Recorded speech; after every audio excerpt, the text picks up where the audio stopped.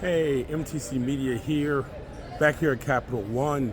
ACC Semifinals today. We start out with North Carolina and Pitt. We follow up with Virginia and NC State in the first game. North Carolina is still trying to play for maybe that fourth #1 seed. They have a lot to play for. Obviously, if they do make the run to the ACC Tournament title, it will enhance their chance to get that last #1 seed. To me, they've all but wrapped up the #2 seed. Pitt, depending on what bracketologist you look at, Pitt's either kind of the first four out, the next four out, last four in. This is a game that Pitt does need tonight if they want to secure a spot in the NCAA tournament. You almost get the feeling that if they beat Carolina tonight on a neutral floor, that will certainly go a long way in them getting that spot. Other teams they're going to be competing with is Providence over at Marquette tonight. Texas A&M has Kentucky. All those teams are all around the same, in the same spots.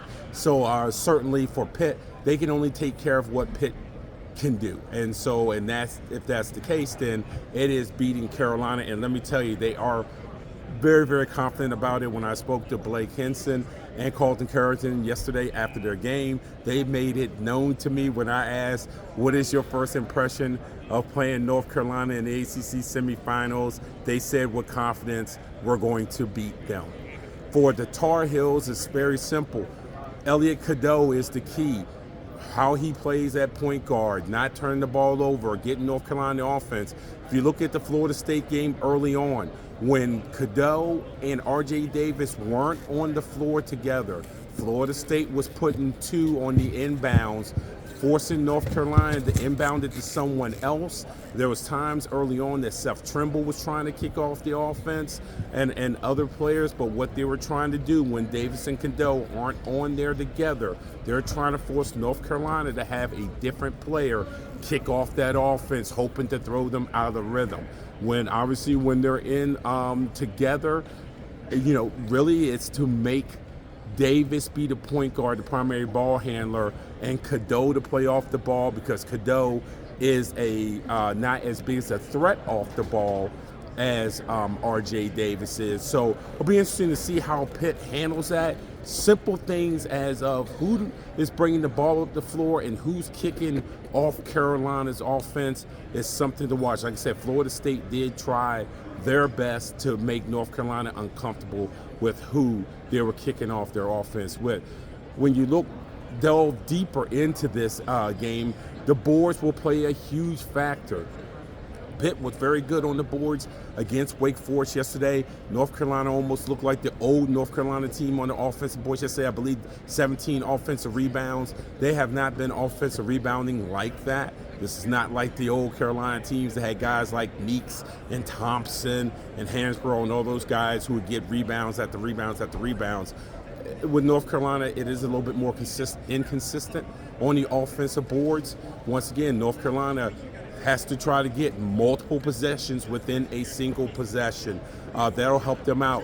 The other thing is can Cadeau handle the ball pressure? Again, not turn the ball over, get downhill. Florida State, we'll go back to what Florida State did yesterday. They played so far off of him to try to force him to make the three-pointer. Cadeau can use that extra space to attack in space. I'm sure someone on that staff has told him that. You don't always have to settle for three, especially if you're in the middle of the floor. You can attack on the space. Now, if you're on the wings, in the corners, that's a little bit different. But Cadeau today, big on decision-making, because they're going to try to play him as physical as they can possibly play him. And if you're a Carolina fan, go back to other Carolina guards that didn't shoot the ball well, whether it's Derek Phelps, whether it's Ed Cota. If you want to go all the way back to when I was growing up, you could look at a guy like Jimmy Black in the pre-shot clock era, those type of things. But again, with Cadeau, basically he plays a more mature game than his age. Also for Pitt, it is that three-point ball. Leggett had the big game yesterday. Does he have another one in him?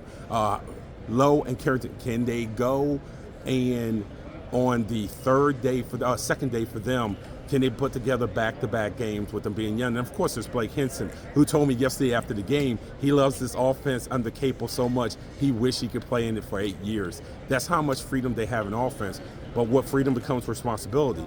If Pitt does not shoot that perimeter shot well, and they're shooting it frequently, what will end up happening is that missed shot will serve as the first pass to Carolina's fast break. So even with Pitt, it's going to be taking those three-pointers, but taking those three-pointers when the floor is balanced. So if it is missed, they get back in transition defense because they're taking threes in unbalanced floors, especially with Cadeau in and having finishers on there, whether Trimble's on the floor or having guys fade to the corners like Ryan and those guys. You get those threes in transition. And, of course, R.J. Davis, who does a great job at almost hanging behind the ball when they're in transition, also getting that transition three-pointer. Those are all things that Pitt have to think about. But right now, I can tell you from yesterday, they are a confident bunch. They could not be more confident.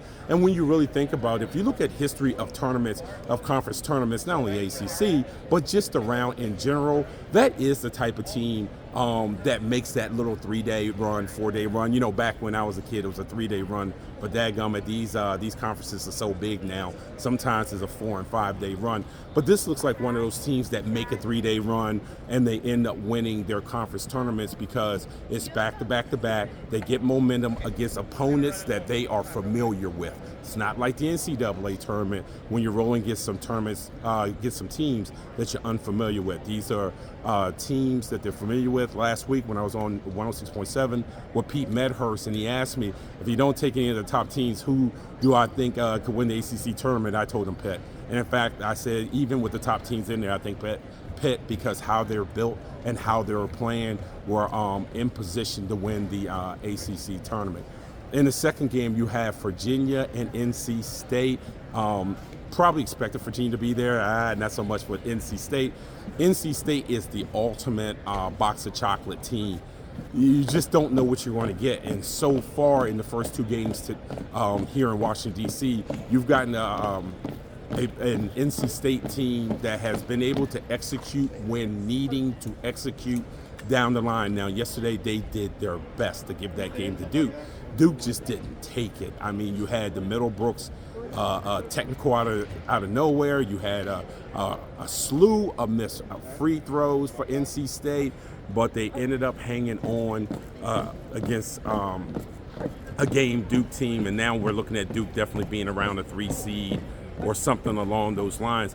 For UVA, overtime win over BC, and that was an interesting game because as that game went on, you saw BC's offense move less and less and less, become more stagnant, was settling. Quentin Post is great, but the amount of settles that he had in the second half certainly hurt that Boston College team, and a lot of it was because of the physicality of UVA, the ability to play physical without there being 100 whistles. I covered UVA during the season. I cannot tell you how many times I was not in Charlottesville as long as I thought I would be in Charlottesville, simply because the game goes by so fast because of their reputation. Usually there are less whistles, less fouls in those games.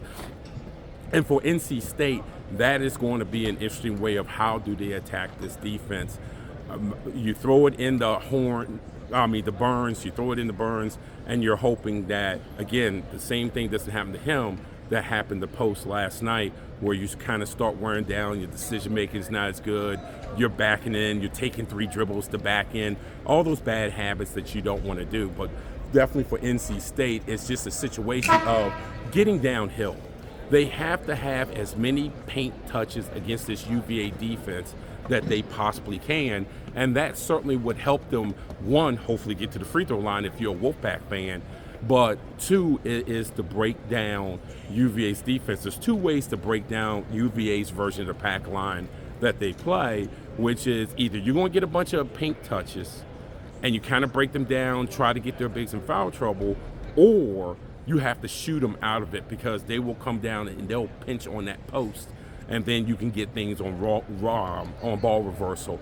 For NC State, though, you got to punish UVA for any missed shots they have.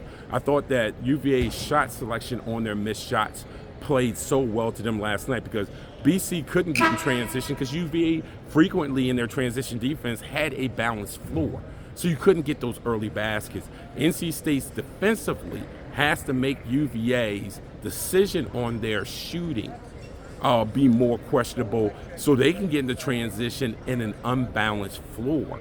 That way, that helps you get more transition points. So, hey, we have, 3 traditional ACC teams here playing in the Final Four: North Carolina State, and UVA. Heck, we're going all the way back, I think, to 1983, because I think in '83, the year of the Cardiac Kids for the Wolfpack, I do believe that was 3 of the 4 teams in the semifinals, because North Carolina State beat North Carolina, and then they beat, I believe, Virginia in the finals, or they beat Virginia in the semis and North Carolina in the finals. It's one of those things when you're my age, sometimes those things, kind of flip-flop on you, but certainly a traditional feel here tonight. First game tips at 7 o'clock. This is Mark Washington for MTC Media.